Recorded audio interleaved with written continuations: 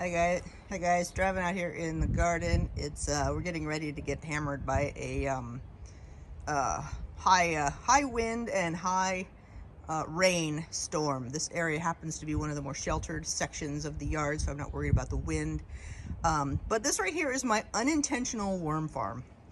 And what had happened was that bucket was growing, I don't know, squash in it a couple of years ago. And when I went to dump it, I discovered that the bottom half of it was just full of worms. So, because it was so moist. So what I did was I just started feeding it, put the stuff on top, and then eventually I put a container underneath it to hold the water. But then I realized I wanted that water, that was tea compost, or compost tea, excuse me. And I wanted that. So I'm like, what do I do? How do I get that out of there? It's too heavy for me to lift, especially on a routine basis. So I came up with this solution. Now, what this is that is the bucket that I had created for my dry weed compost. So I have another bucket that slides into that one, and that other bucket has holes drilled in the bottom. And then what I do is I put weeds in it that I don't want to put in my compost bin, like crabgrass and things that have lots of seeds in them. So I'll put that in my dry compost bucket, which is literally just another 5-gallon bucket. And I have a cover for it that fits down inside of it, and I put a weight on top of it, and I kind of sprinkle it with water every now and then if it doesn't rain on it, which in the summer months it doesn't. And the bottom bucket there will fill up with nutrient-dense water. Any seeds that are in there that sprout, I don't really care because they're contained. I can rip them out and recompost them. So it's basically my dry rot area, I guess. And then, so I had that bucket, and it has this little spout on it. So you can see my super sophisticated spout that I added to it.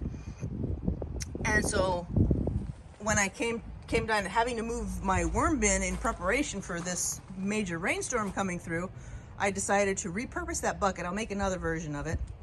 And I took, see the one laying on the ground there that does not have holes in it. This one up here now has holes in it, and my worm bin is sitting on top of it. So the water can drain through. I can catch my compost tea. I can drain my compost tea into a little bucket and then sprinkle it on my garden. And it has the added benefit of now I can, well, not that it was all that difficult to feed them in the first place, just pull back some of the mulch here. And let's see how they're doing. There's lots of bones in here, there you go. Look at all my lovely worms. And yeah. So, like I said, I've got a bunch of bones in here because I fed them a chicken. So when I did my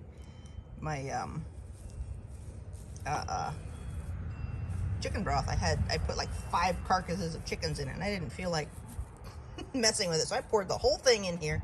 They ate it all down, and when I eventually pull it out, I will take those bones and grind them up for bone meal. But I let the worms clean it for me. So anyway, that is my worm compost tea tower. All impromptu, not particularly attractive, but it's behind the car, so my husband's not complaining about it yet. We'll see. And you can, I heard some drips. So what I did was I put a small rock, 2 rocks actually, underneath the thing there, and the weight of the rocks underneath that is pushing the plastic down on that roof just enough that the water can drain into all the holes that I drilled into the bottom of that thing. We will see how well it works after this rainstorm. All right, guys. Y'all have fun in your gardens. Bye.